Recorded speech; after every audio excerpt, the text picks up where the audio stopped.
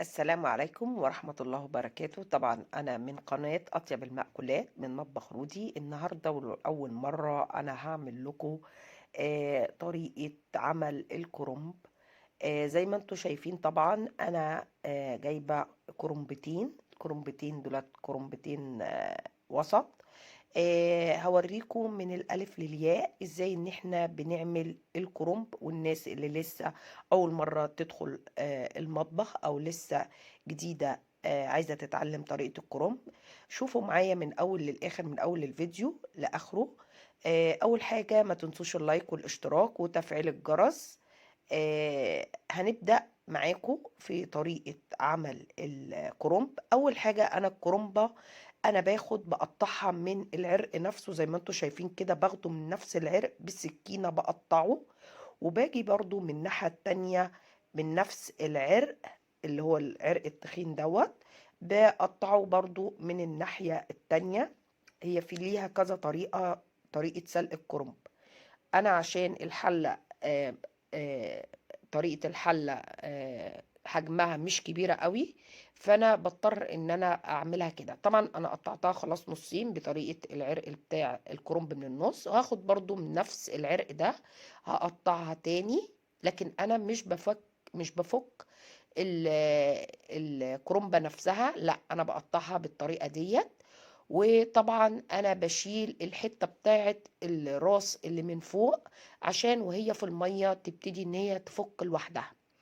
الطريقة التانية ان انت ممكن تفرغي الراس بتاعت الكرنبة من فوق، وبعد كده بتحطيها كلها في قلب الحلة. يلا بينا نعمل معاكم الصلصة بتاعت المحشي. انا طبعا حطيت الزيت على النار والزيت بدأ يسخن. هجيب البصلة المبشورة، انا فرمتها في الكبة. ممكن انت اي طريقة تبشري بيها البصلة، ممكن في المبشرة، في الكبة، في اي طريقة سهلة بالنسبة لك.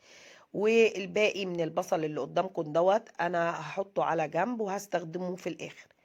هقلب البصلة وهخلي البصلة لحد ما لونها تبتدي تصفر، هسيبها على النار. وبعد كده طبعا انا هحط مية على النار. المية دي بدأت ان هي تغلي زي ما انتوا شايفينها كده، الشكل بتاعها بدأ يغلي كده. وهجهز طبعا الكرنب اللي انا هسلقه.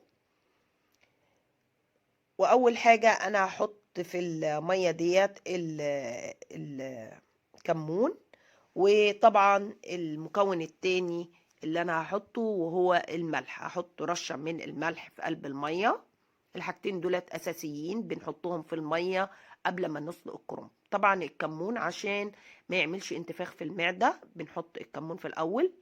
وهبتدي ان انا احط زي ما انتوا شايفين كده الكرنب، هحطها على من جوه، من على وشها من جوه، من التقطيع من جوه. وهسيبها شوية لحد ما تدي غلوة زي 3 دقايق كده. وهقلبها للناحية التانية، هوريكم ازاي ان احنا بنسلقها وبنطلعها في شكلها ازاي. هنا الكرنبة من الناحية اللي هي قريبة من المية، هبتدي ان انا هقلبها الناحية التانية عشان الجزء اللي من فوق دوت يبتدي هو كمان يتسلق. طبعا انا الكرنبة انا ما بفكهاش، هي لوحديها بتتفك في قلب المية. كل ما تتفك في قلب المية نعرف ان هي بدأت في السلق، بس احنا ما بنحطهاش كتير في المية عشان الورق بتاعها ما يتبلش ويتقطع مننا واحنا بنحشي الكرنب. نشوف بعد كده هنعمل ايه.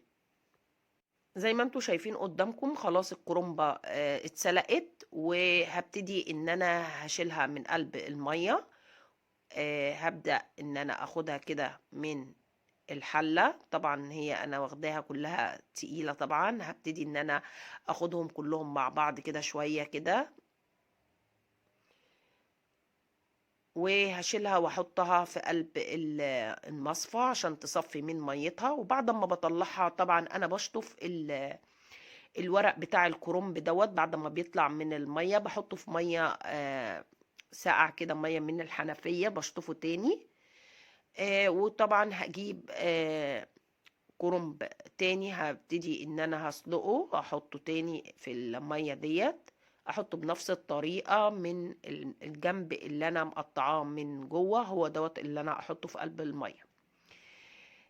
كده خلاص. دلوقتي انا قدامكم البصلة بدأت تصفر خلاص. انا حاطة طبعا الحلتين قدام بعض، بشتغل ان انا بعمل الصلصة بتاعة المحشي وبعمل سلق الكرنب في وقت واحد. هحط طبعا العصير الطماطم ديت انا ضربها طبعا في الخلاط، وهبتدي ان انا طبعا انا خلاص استكفيت من الطماطم، هو الطماطم ديت اللي انا عايزاها. بعد كده هقلب الطماطم ديت مع البصلة، وهبتدي ان انا هجيب التوابل اللي انا هحطها مع العصير الطماطم دي، توابل مشكلة بتاعت المحشي، وملح وكمون وفلفل اسود ومرقة كمان. بحط كل دولت مع بعض واحطه في قلب الطماطم، وهقلب ده كله مع بعض طبعا، وهسيب دوت يبتدي ان هو يغلي. طبعا انا هسبك الطماطم ديت، هجيب قبل ما اسبك الطماطم ديت فلفل احمر انا طحناه وكان عندي في التلاجة، بخزنه في التلاجة وقت ما انا ببقى عايزة بحطه مع اي صلصة محشي بحطها، بتدي طعم جميل جدا. وهحط معاها صلصة عشان لو القوطة مش حمراء، القوطة تبتدي ان هي تبقى لونها حمراء وتبقى لونها جميل جدا. هقلب ده كله مع بعض ويلا بينا نشوف هنعمل ايه بعديها. انا بعد ما خلاص خلصنا طبعا الكرنب، هنبتدي نعمل الخلطة بتاعة المحشي. اول حاجة مع الرز انا هحط الخضرة. طبعا بتبدأي بأي حاجة انت عايزاها لأن كل حاجة هتتقلب. نحطينا دلوقتي الخلط الخضرة. بعد كده هبتدي ان انا هحط الصلصة. طبعا الصلصة بتحطي زي ما انت عايزة، انا بحب الصلصة تبقى باينة في قلب الرز. طبعا انا بحط شويه شويه كده لحد ما اظبط الخلطه كويس قوي. البصل اللي انا قلت لكم عليه انا هستعمله في الاخر، هو ده البصل اللي انا هحطه مع الرز، بيدي طعم رهيب جدا. وده نعناع ناشف انا منعماه وبحطه مع المحشي، بيدي نكهه حلوه جدا. هقلب طبعا الرز مع الصلصه مع الخضره، هقلبها كلها مع بعض. وانا لو احتجت تاني من الصلصة او الخضرة بحط. طبعا انا شايفة ان هو محتاج صلصة، هحط صلصة تاني وهقلب، وهحط برضو من الخضرة لانها محتاجة طبعا خضرة تاني، لان انا شايفة الخضرة مش ظاهرة قوي، فهحط خضرة تاني. هحط من الصلصة. اول حاجة انا هخلص الصلصة الاول وهشوف الخضرة، لو انا احتجت هحط من الخضرة. هجيب الخضرة كمان واحط تاني. كل ما تبقى الخضرة ظاهرة في قلب المحشي كل ما بيبقى بيدي طعم للمحشي حلو جدا. هقلب دوت كله